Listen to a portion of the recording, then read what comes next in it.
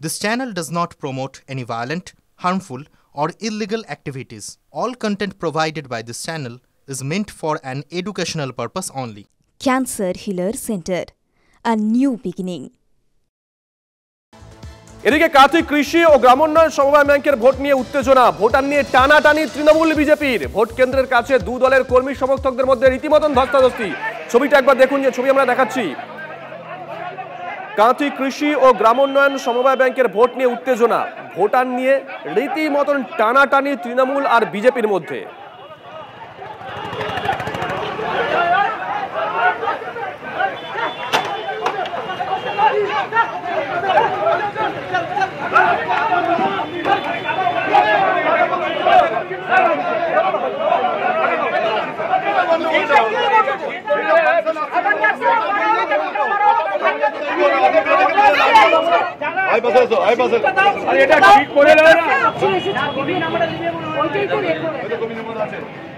এই মুহূর্তে আমরা যে ছবি দেখাচ্ছি, ডিটেল জানবো। কনিষ্ক আমাদের সঙ্গে টেলিফোনে রয়েছে আমাদের সহকর্মী। কনিষ্ক, দেখো শুভ, ৭৮টি আসনে কাঁথি ব্যাংকের প্রায় ৫৮,০০০-এর বেশি ভোটার। মূলত ১৩টা কেন্দ্রে ভোট হচ্ছে কাঁথি এগরা মহকুমা জুড়ে। এই ভোটকে কেন্দ্র করে সকাল থেকেই আর কোথাও কোনো রকম অশান্তির খবর না হলেও খোদ বিরোধী দলনেতার শহর কাঁথি শহরের খাস তালুক অর্থাৎ জাতীয় বিদ্যালয়, এই স্কুলের যে ক্যাম্প রয়েছে, সমবায় ব্যাংকের যে ভোট কেন্দ্র রয়েছে, সেই ভোট কেন্দ্রের অদূরেই ভোটারদের স্লিপ ছাড়িয়ে দেওয়ার অভিযোগ উঠলো এবং মারধর করে রক্তারক্তির পরিস্থিতি তৈরি হলো। সেই পরিস্থিতি ঘিরে রীতিমতো বিজেপি এবং তৃণমূল কর্মী সমর্থকদের মধ্যে উত্তেজনা, যাতে ঘিরে কার্যত খণ্ডযুদ্ধ বাঁধে দুই পক্ষের মধ্যে। একে অপরের বিরুদ্ধে অভিযোগ করছেন এবং তার পাশাপাশি শেষ মুহূর্তে দেখা যায় পুলিশের আধিকারিকরা, তারা পুলিশের ভোট কেন্দ্রের বাইরে মজুদ থাকলেও মূলত যে রাস্তাটা দিয়ে ভোটাররা যাবে সেই বিষয়টা নিরাপত্তা সুনিশ্চিত না করতেই কার্যত এই পরিস্থিতি তৈরি হয় এবং রীতিমতো বেশ কয়েকজন ভোটার এবং বিজেপি কর্মী সমর্থক তারা আহত হয়েছে।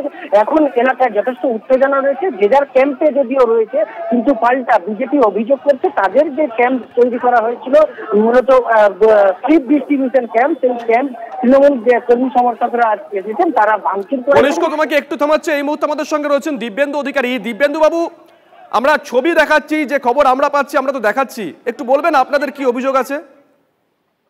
না, দেখুন, আমাদের কোনো অভিযোগ নেই। অভিযোগ একটাই, সংবাদপত্র সংবাদ মাধ্যমকেও আক্রান্ত হতে হচ্ছে, সাধারণ ভোটারকেও আক্রান্ত হতে হচ্ছে। এখানে দাঁড়িয়ে থেকে পুলিশের নেতৃত্বে এবং এখানকার যিনি পুরপ্রধান, তার নাম আমি উচ্চারিত করতে চাই না আমার মুখে, অতএব এই তার নেতৃত্বে এখানে একটা অস্থির অবস্থা এবং অরাজক অবস্থা তৈরি করা হয়েছে। এটা কেবল কাঁথি নয়, সর্বত্র রাজ্যে এই ঘটনা ঘটছে।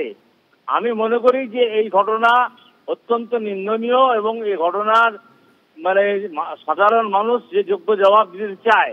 স্কুলের বাচ্চারা যেতে পারছে না, যে পথ দিয়ে স্কুল যাবে সে বাচ্চাদের পথকে অবরুদ্ধ করে রাখা হচ্ছে।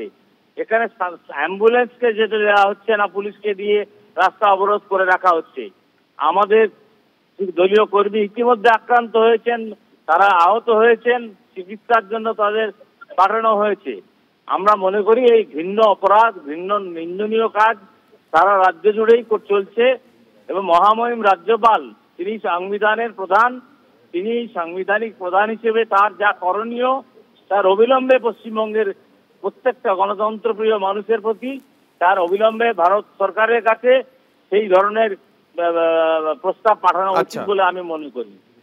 ধন্যবাদ। আমরা কথা বললাম দিব্যেন্দু অধিকারীর সঙ্গে। এই মুহূর্তে আমরা ছবি দেখাচ্ছি কাঁথি কৃষি ও গ্রামোন্নয়ন সমবায় ব্যাংকের ভোটে উত্তেজনার ছবি, যে ছবি আমরা দেখাচ্ছি।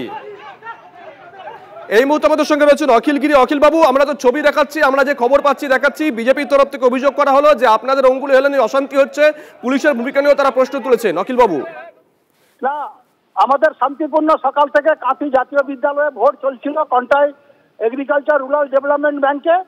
যেহেতু বিজেপি ওখানে সমর্থক, তারা ভোটার তেমন কিছু পায়নি, তাদের সমর্থক বেশি আসেনি, তার জন্যই তাদের ওই যে একজন সমর্থক রামপন্ডা বলে ক্যানেল পাড়ে ওষুধ দোকান, সে এসে তৃণমূলকে চোর বলে গালিগালাজ করে, তখন তৃণমূলের লোকেরা প্রতিবাদ করে।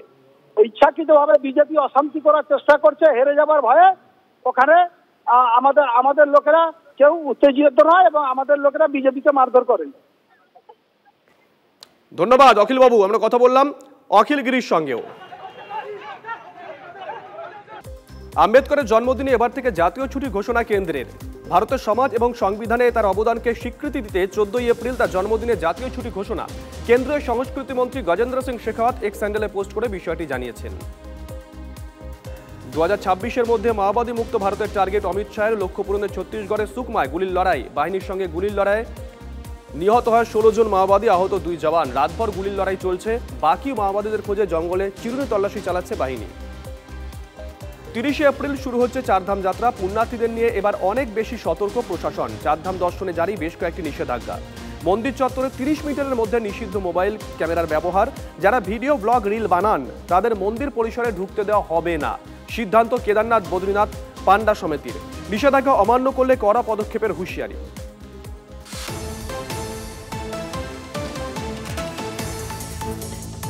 অন্যদিকে ভূমিকম্পে বিপর্যস্ত মায়ানমার। মৃত্যু মিছিল। 6টি এলাকায় জারি জরুরি অবস্থা। মায়ানমারের মোট 5টি শহরে ভূমিকম্পের কারণে ধসে পড়েছে বহুতল, ভেঙেছে 2টি সেতু। এছাড়াও একটি জাতীয় সড়ক ভূমিকম্পে প্রায় ক্ষতিগ্রস্ত। ভেঙে পড়া বহুতলের সংখ্যা প্রচুর। জুন্টা সরকার আন্তর্জাতিক সহায়তার আবেদন করেছে। সবচেয়ে বেশি ক্ষতিগ্রস্ত রাজধানী নেপিদা। প্রাকৃতিক দুর্যোগে ভেঙে গেছে মান্দালয়ের বহু রাস্তা ও সেতু। এই অবস্থায় দুর্গত এলাকায় পৌঁছতে সমস্যায় পড়তে হচ্ছে উদ্ধারকারী দলকে। মায়ানমার সরকার জানিয়েছে সবচেয়ে বেশি ক্ষতিগ্রস্ত এলাকাগুলোতে রক্তের চাহিদা তীব্র।